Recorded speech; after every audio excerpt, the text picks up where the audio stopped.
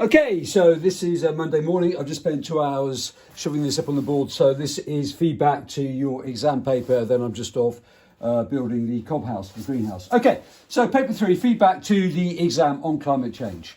So the 15-mark question was, explain why without government intervention, too few resources will be allocated in the fight against climate change. Okay, section 8 is all about market system, okay, demand and supply and the advantages of the market system, market failure, which this one clearly is, and government intervention. It ignores, okay, so the market system, we all know the fact, it ignores externalities. So really, we're just talking about marginal private benefit, which is the demand line, and the supply line is marginal private cost. So the marginal private cost bit is for the producer and the demand curve is for the consumer. Okay, it says in the syllabus that students should appreciate the significance of the tragedy of the commons for environmental market failure. Right, so the tragedy of the commons is, you all know what it is, it's all about the sheep. Too many sheep, spoils the land, this is market failure, very similar to the environment, too many firms, polluting the environment and spoils the whole environment and eventually destroys it, and we have climate change.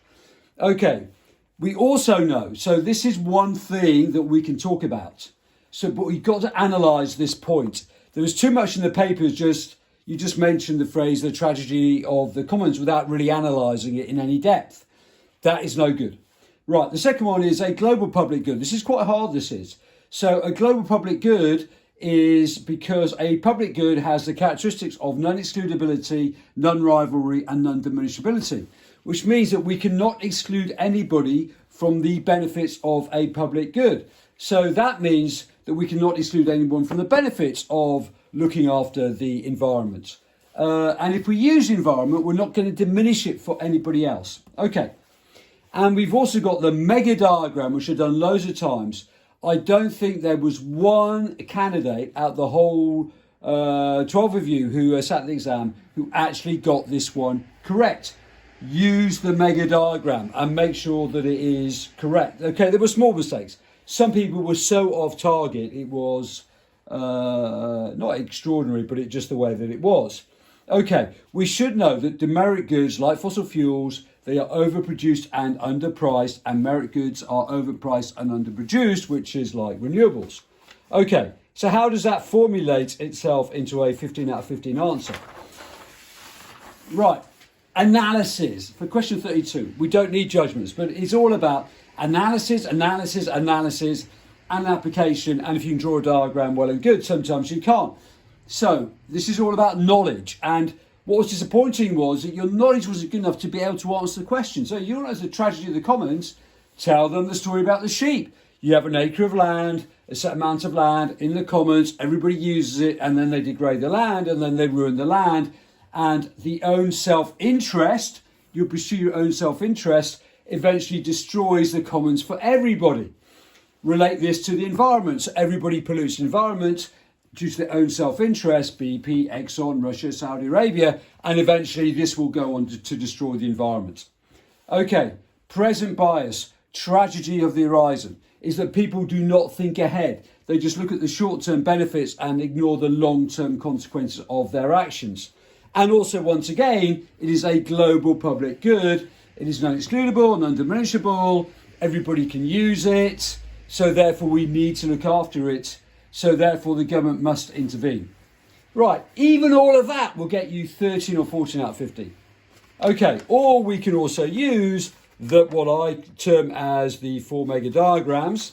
Okay, the mega diagram, pure analysis, right? Examiners love this. It's so easy to mark in terms of this. Right, I would always do it as negative production externality or positive production externality, or negative consumption externality and positive consumption externality. They both do the same thing. Draw them correctly. Okay, this is it. So we assume that there are no external benefits on this particular one here.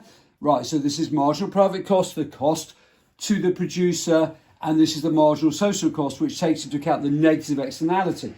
Right, so the good is underpriced with the red line, overproduced, so we want less of it, so therefore we put a tax on that good from there to there, okay? So that makes people use less of it, so therefore deadweight welfare loss. On this one, This is like a production process, maybe a forest acting as a carbon sink. You are growing trees, so therefore we want more of it, so therefore we have to provide a subsidy. The free market position is always MPB equals MPC. Right, some of you got that incorrect. If you get that incorrect, it tells the examiner that you do not understand the concept. Underpriced, overproduced. Overpriced, because that's the price we'll end up with, and underproduced. Right, I will talk through this again, but you're still not getting this correct. Just not taking into account externalities. We want to move to the socially optimal position, which is MSB equals MSC, and that will be the socially optimal position from there. Okay, if you do all of this, right, if you do all of this, then you would get 15 out of 15. But just a quick word, just to get this one right.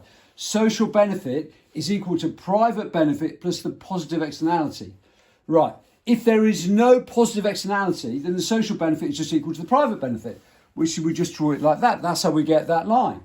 If there is an external benefit, we draw the line there.